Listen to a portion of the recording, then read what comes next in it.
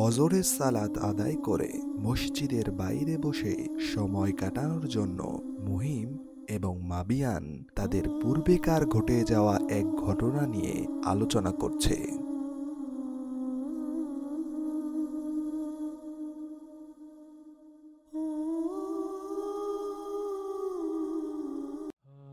গত বছর আমরা এই মসজিদে ইতিকাফ ছিলাম। তারপর এক ভাই একদিন গভীর রাতে টয়লেটে গিয়েছিল। তখন সে একটা জিন দেখে খুব ভয় পেয়েছিল, আর আমরাও তখন থেকে আতঙ্কে ছিলাম।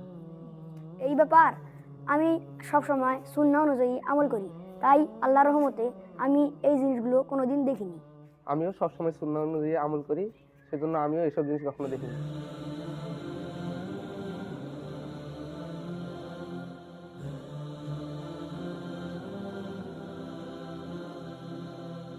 একটু পরেই তামিম এবং রাজিম সেখানে উপস্থিত হয় এবং রাজিমের জিন সম্পর্কে অবিশ্বাস তাদের জানিয়ে দেয়।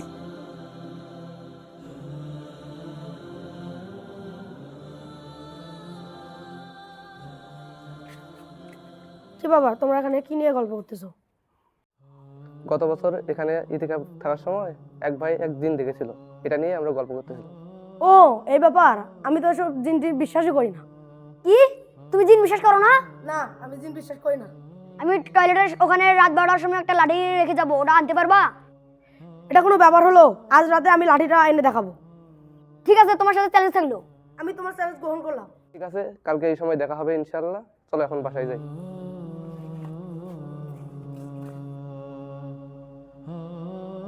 এক পর্যায়ে মাবিয়ান রাজিমকে সেই মসজিদে রাত 12টার সময় আসার চ্যালেঞ্জ ছুড়ে দেয় এবং রাজিমও তার চ্যালেঞ্জ গ্রহণ করে এবং সেই রাতেই সে মসজিদে রাত 12টার সময় চলে আসে।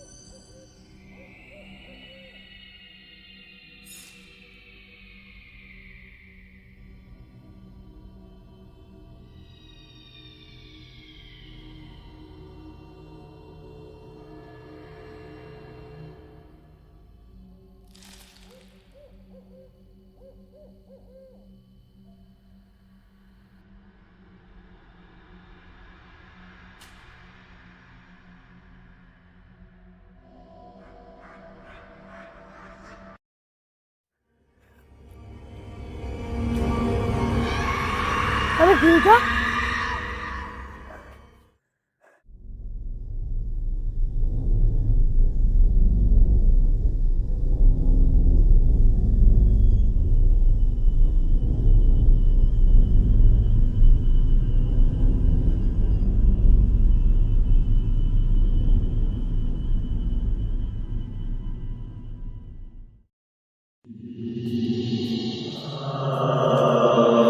আরে ওটা কি?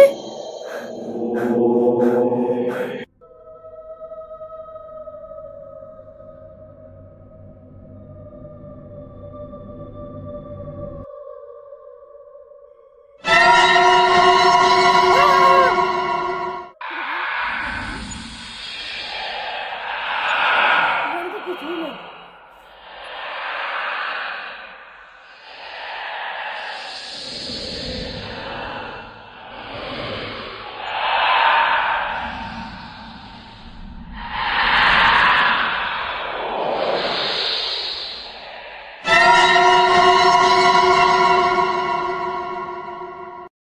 পরের দিন রাজিমকে তামিম এবং মাবিয়ান অজ্ঞান অবস্থায় সেই মসজিদে দেখতে পায় এবং তারা তাকে মৃত অবস্থায় পায়। অতঃপর মাবিয়ান তাকে হুজুরের কাছে সুন্নাহ সম্মত রুকিয়া করার চেষ্টা করলেও তামিম তাকে ফকির বাবার কাছে নিয়ে যায় এবং সেখানে তিনি জাদু মন্ত্র দিয়ে তাকে চিকিৎসা দেওয়ার চেষ্টা করেন।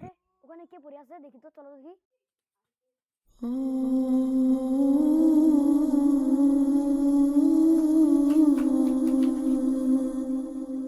তাড়াতাড়ি যাও, পানি নিয়ে আসো, তাড়াতাড়ি যাও, তাড়াতাড়ি।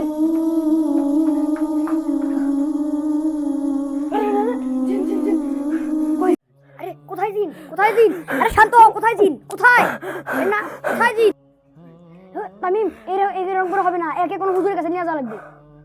কাছে নিয়ে গিয়ে কিছু হবে না, আমার এক সিনা ফকির বাবা আছে, তার কাছে নিয়ে যেতে হবে।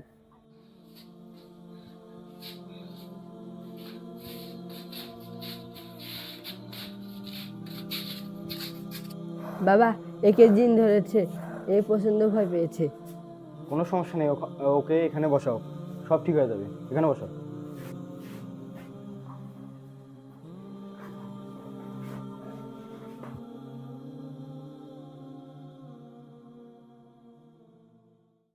কি হয়েছে বলো? আমি ওখানে রাত 12টার সময় মসজিদে গেছিলাম এবং ওখানে ভয়ঙ্কর জিন দেখছি। ও এই ব্যাপার, তোমাকে তো কালই জিজ্ঞাসা করছে। হ্যাঁ, আমার কাছে সেই ব্যবস্থা আছে, আমি দেখতেছি।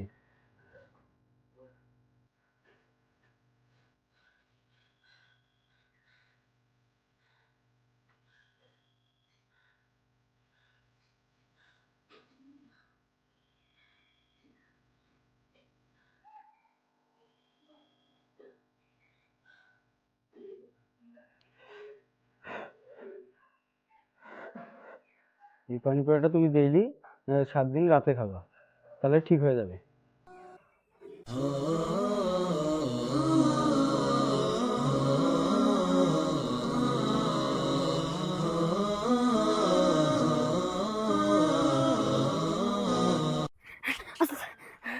আসসালামু আলাইকুম হুজুর। তামিম তামিম তামিম রাজিমকে ফকিরের কাছে নিয়ে গেছে, সেখানে অনেক শিরিকের কারবার চলতেছে। চলেন, আপনি তাড়াতাড়ি চলেন। একটু আসো তো এইদিকে।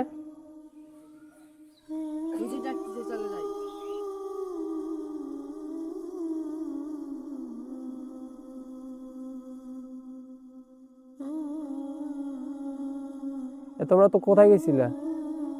আমি রাতে মসজিদে আসছিলাম, ওখানে দেখি একটা জিন, আমি পর্যন্ত ভয় পেয়ে গেছিলাম। তারপরে ফকির বাবার কাছে নিয়ে গেল, আমাকে তাবিজ আর পানি পড়ে দিও আর বললো যে এতে তুমি ভালো হয়ে যাবে। এ কি কাজ করছো তোমরা? এত ভয় বসে কি কাজ করছো? হ্যাঁ, এগুলো খুলে ফেলো, পানিটা নিলে খুলে ফেলো এগুলা।